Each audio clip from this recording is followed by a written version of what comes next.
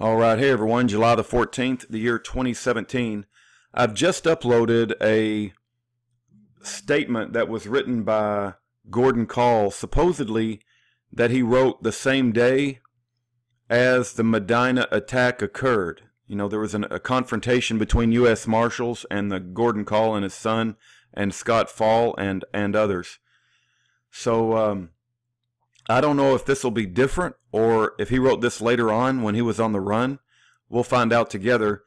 But if you don't like me reading this into YouTube, if you want to read it yourself, I'll put a link to a Dropbox location and you can download this PDF file and you can read it yourself. You know, some people want to read the PDF files themselves, and some people, you know, they're walking around a lake or they're, doing things around the house and they just want to hear me read it. So we got you covered both ways. It doesn't matter. All right, this is a special report from American Free Press, exclusive, the final statements of American Martyr, the final affidavit of Gordon Kahl. Introduction. At age 63, Gordon Kahl knew he was a marked man. U.S. Marshal Bud Warren as much as told him so. After Warren stepped down, an overzealous Ken Muir became Chief Marshal of the Fargo, North Dakota U.S. Marshal's Office. On Sunday afternoon, February 13, 1983, Muir and Deputy Marshal Robert Cheshire, James Hobson, and Carl Wigglesworth went gunning for Kahl. Muir invited Warren to join them and was gruffly refused. They had also enlisted several city and county officers to participate in the capture of Kahl. However, Medina Police Chief Darrell Graff not only refused to be involved, but also angrily chased the feds away from the first roadblock they had foolishly set up within the city limits, right in front of a trailer park. Contrary to distorted news reports and a TV movie, Kahl was not a violent member of an anti-government, anti-tax group. The World War II vet and recipient of a Silver Star, 4 Bronze Stars, and 2 Purple Hearts, was actually a mild-mannered, God-fearing, freedom-loving, salt-of-the-earth father of 6 children who eked out a living from the North Dakota soil until the banks began to confiscate the farms in the 1980s. Allegations that extremists gathered to discuss means of overthrowing the government were simply unfounded. The weekly meetings at Dr. Clarence Martin's clinic in Medina, which Kahl regularly attended, were about lawfully stopping the farm foreclosures spreading like a cancer throughout the Midwest. 40 years earlier in World War II, Kahl had fought bravely alongside Sergeant Yory. Let me read that again. 40 years earlier in World War II, Kahl had fought bravely alongside a Sergeant Yory, his close friend, who was killed in action. Kahl had vowed to name his first son after him. After fathering 4 daughters, Kahl was proud to see Joan deliver their first son in 1959. Against the advice of Warren, Muir was determined to grab some headlines.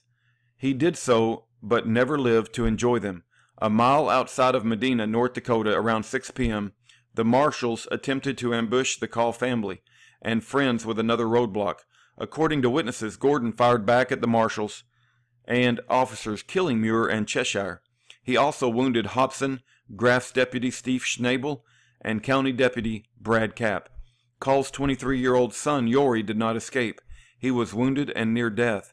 After following his son to a nearby hospital, Kahl managed to get away. But subsequent to the shootings, Yory and friend Scott Fall, 29, received double life sentences for the marshal's death. The following is the definitive statement written by Kahl about the tragic series of violent events. It is Kahl's affidavit, which he gave to his friend Leonard Ginter in May 1983. Ginter hid the papers in a waterproof bag in the wall of his chicken house in Arkansas shortly before June 3, 1983. The terrible day when the federal agents, again under the guise of making an arrest, shot Kahl dead and torched the Ginter home in an attempt to destroy the evidence of a legalized murder. Ginter retrieved these papers nearly 5 years later after his release from federal prison. This is the first time Kahl's final affidavit has been published in its entirety. The text follows. Photo captions. Above, Gordon and Joan Kahl in a family photo taken just prior to the events that led to Gordon's murder. Center, a photograph taken of U.S. Marshals Ram Charger at the site of the roadblock that precipitated the shootout near Medina, North Dakota. Federal authorities had no desire to take Kahl alive, and the roadblock was a pretense for killing him. Right, Gordon's widow, wipes away tears at Gordon's funeral. Much of the evidence in the trial was conveniently lost by federal authorities and police, including Gordon's charred body. Several law enforcement officers who were familiar with Kahl refused to participate in the legalized murder of Kahl and his companions. Inset above, the cross on Gordon's grave emerges from the driven snow.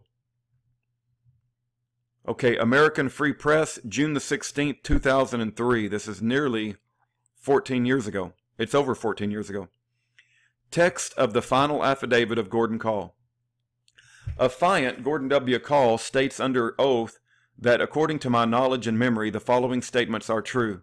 That there is a war being waged against my fellow Christians and myself by Satan and his followers. That many of our servants whom we have hired by contract, oath of office, have joined with our enemies, and as John Locke stated, have placed themselves in a state of war with us, their masters. That they have done so knowingly or not is of little consequence, as the result is the same. That because I tried to bring these facts to the attention of my servants and fellow Christians, I was selected for a target. Let me make this a little bit bigger. Maybe you guys can.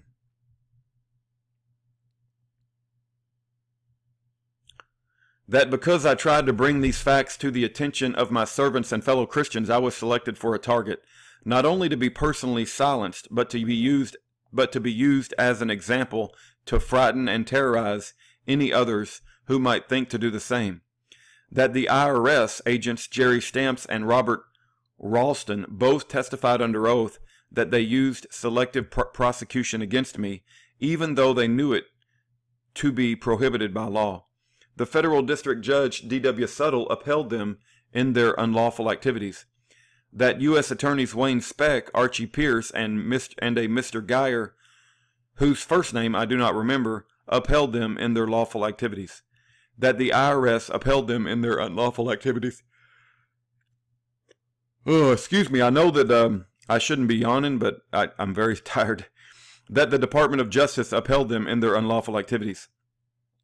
That the misdemeanor charge of failure to file under Title 26 U.S.C. 7203 was brought against me by the United States of America and is de facto proof that the USA upheld them in their unlawful activities. That all of the above named people and entities knew that I was guilty of no crime. That the failure to file charge was not brought before a grand jury, and I was never indicted by such, and was brought to trial without an indictment.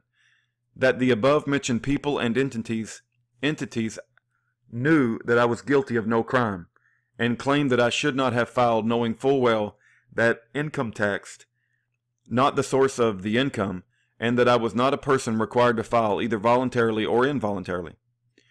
The only government employees, or to be more correct, servants of we the people, can be taxed on the source of their income.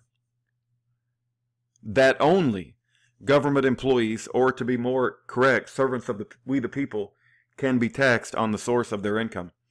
That the progressive graduated income tax was the implementation of the second plank of the Communist Manifesto. That to obey any provision of the Communist Manifesto would be giving aid and comfort to the enemies of Jesus Christ. That in April of 1969, I had informed the IRS by mail that I no longer would I give aid and comfort to the enemies of Jesus Christ.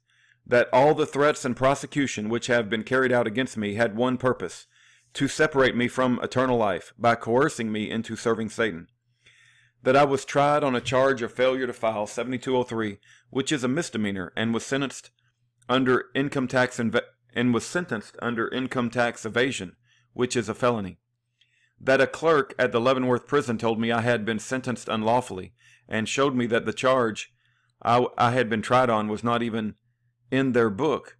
That when she tried to get it corrected, she was told to keep her nose out of things that did not concern her. that I was detained in Springfield, Missouri at the Federal Medical Center for 2.5 months before I was sentenced, if for no other reason than to try to instill in me a guilt complex, that by being religious to the extent that I refused to serve Satan, the god of this world, I was unbalanced and possibly insane. That the terms of my probation were unlawful, in that they attempted to force me to serve Satan under the second plank of the Communist Manifesto by cooperating with the IRS after my release. That the terms of my probation were unlawful, in that they forbid me from associating with Christian patriots after my release. That I notified the probation officers that I would not serve Satan under the second or any other plank of the Communist Manifesto. That the warrants that were issued for my arrest were unlawful, as they were based on the continuity of acts that were also unlawful. That to be incarcerated again would have assured me of certain death, as I had been brought to death's door twice before at the hands of Christ's enemies, who tried to silence me. That I and W.M. Reinhardt were kept in the Midland, Texas jail until he was sent to Stafford, Arizona, and I was released on bond, while filing an appeal.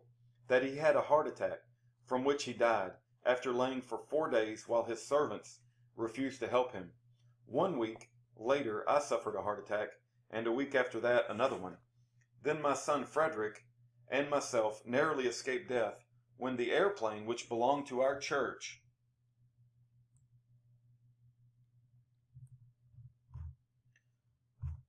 this appears to be wanted poster for Gordon Wendell Kahl, his fingerprints and picture. It says above, the wanted poster for Kahl put out by the FBI. The airplane was rigged in such a way that when I pulled the flap control handle, some kind of gas was released into the cockpit, and we were both incapacitated. That we would have been killed had it not been for my older son Yori had flown through a flock of blackbirds a few days earlier and had cracked the windshield on my side, allowing air to come in and dilute the gas enough so it didn't keep me knocked out. That I was semi-conscious to the extent that I finally got the plane down, but struck the edge of a road, breaking off the nose wheel. And although the plane was badly damaged, my son Frederick didn't receive a scratch. I was hurt when the seat latch let go and I slid ahead into the instrument panel. That my son Yori pulled the plane home, and while we were all gone, a neighbor saw 2 men in the government car go into our place. We saw that the cowling was removed from the plane, and whatever device they had attached to the plane was removed. The cowling was left off, and we have never found out who the men were. That something was attached to the engine, so that when I pulled the flap control handle, the engine almost stopped, and we slowed down until we were going about 20 miles per hour when we finally touched down. That we had heard many times that government agents had been seen around our place.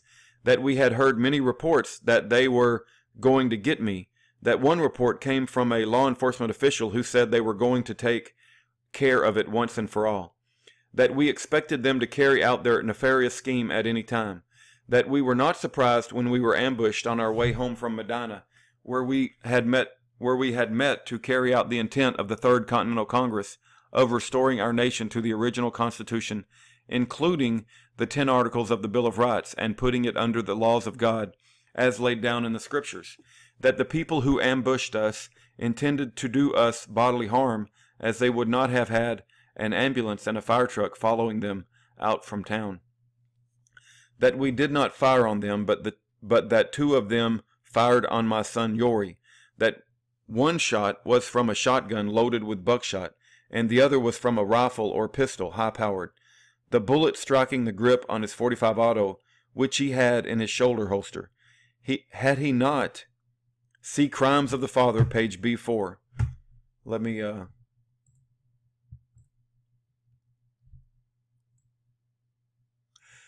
It goes on, it has a page.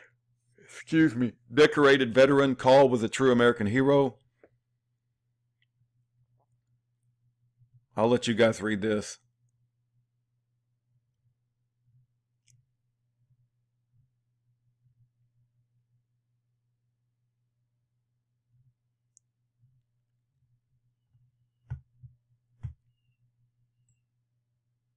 All right. I think this is it. Let me make sure. See crimes of the father, page before. Had he not had the 45 where it was at, he would have been killed instantly. That when the first shot was fired, Yori cried out, "I'm hit." The man, whom I assume was the chief marshal, yelled, "Who fired? Who fired?" He stood up and looked over towards... Let me make this big again so you guys can see it.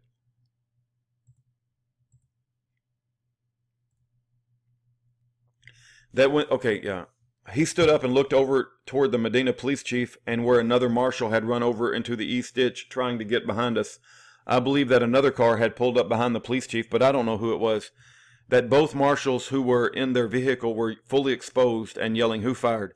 When the second shot rang out, I heard Yori yell again. When I looked around, I saw he had been knocked down and was on the ground. That at this time the marshal, who was on the passenger side of his vehicle, aimed at me, and I snapped a quick shot at him with my Mini 14. As I knew then we were all going to be killed. At this moment I saw the other marshal, who was the driver, aim his gun at something about halfway between me and Yori, and I snapped a quick shot at him, causing him to duck down out of sight behind the dash, as his partner had done. It says above, Yori Kahl left and Scott fall right in handcuffs as they are led from jail to court. Although Yori never fired a shot, he was given a double life sentence for murder. He still awaits a retrial 20 years later. Yori Kahl was made an example of. Let's go over to the next paragraph. When I fired in his direction, that about this time I glanced quickly around and saw Scotty fall running over to where Yori lay, and I realized he was the one that the marshal had aimed at before I fired, causing him to duck out of sight. About this time the marshal who had aimed at me tried again, and another shot from my Mini 14 made him duck again. The driver again tried to aim at Scotty, and I fired again. This went on several times. As fast as I'd fire, they'd duck and then pop up to aim again. Finally, one of my bullets hit the marshal on the passenger side and he went down. I fired quite a few times then at the driver without any visible effect. I soon realized my clip would be empty and then Scotty would be dead, and so would I. I ran around beside their vehicle, firing as I went to keep him down, until I got around far enough for him to be exposed to my fire, when I put him out of commission. Since Scotty hadn't been firing, and unless Yori had fired when he got hit, I knew that the marshal who had run around into the ditch was still there somewhere. So I ran around between Kahl family friend Dave Brower's station wagon and the marshal's vehicle, just in time to see the marshal who had been in the east ditch stand up and aim at Scotty's back, where he was standing by Yori. He might have intended to shoot at me, as I was nearly in his line of fire when I saw him. I snapped a quick shot at him and knew he was hit bad from the way he fell. I went another step or two, and at this time the Medina police chief stood up and began to aim at Scotty. But when he saw me, he ducked down behind his car. Before I could shoot, I saw his feet or legs under his car and fired a shot at him, and heard him yell, and knew I'd hit him. I didn't see anyone else and ran over into the east ditch to see what happened to the marshal I'd fired at. He saw me coming and lifted his head up off the ground and said, "Don't shoot me again, I'm all done." I took his shotgun out of his hand and his pistol out of his holster, then threw them up onto the edge of the road where he couldn't reach them and shoot me in the back. I then went up and looked amongst the cars to see if there were any more of them hiding there. I didn't see the Medina police chief, so I assume he must have run and hid in some trees nearby. It seems to me that there was another car pulled up behind the Medina police chief's car, but I can't remember for sure and don't remember seeing anyone else. Scotty and I put Yori into the police chief's car. And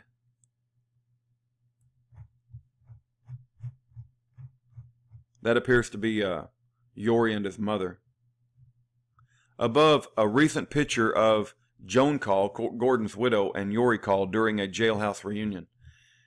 I took him into the clinic. Scotty drove him.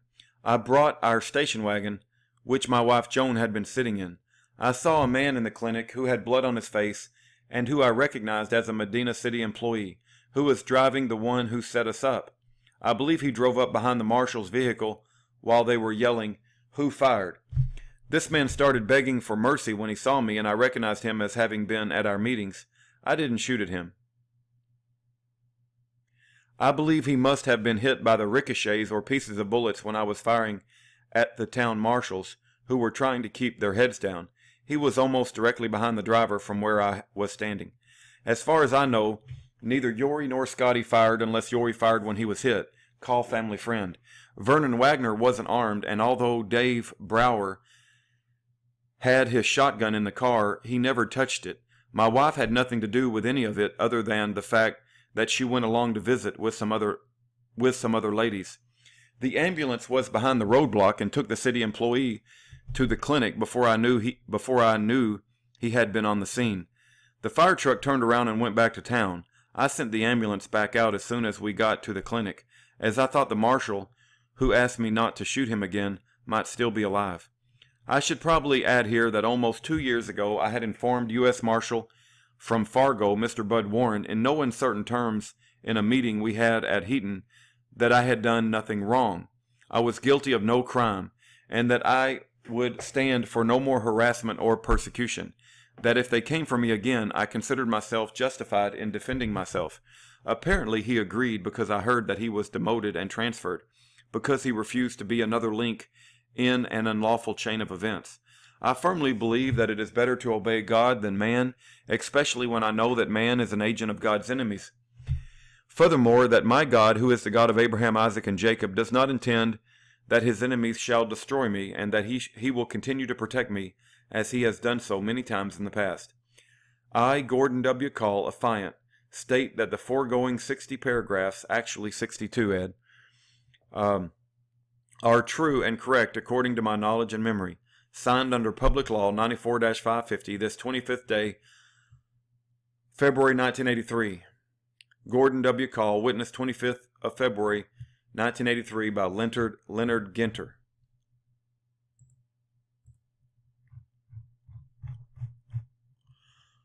All right, decorated veteran Kahl was a true American hero. I'll put the link to the PDF file that you can download from Dropbox, and if you want to read all this, you can. I'm trying to educate myself as much as I can about the case of Gordon Kahl. I believe that if we become educated about history, it prepares us more for the future. In closing, I will say that the last line of peaceful defense between a tyrannical government and the defendant is jury nullification. Educate yourself about jury nullification at fija.org, F-I-J-A.org. Thank you for your time.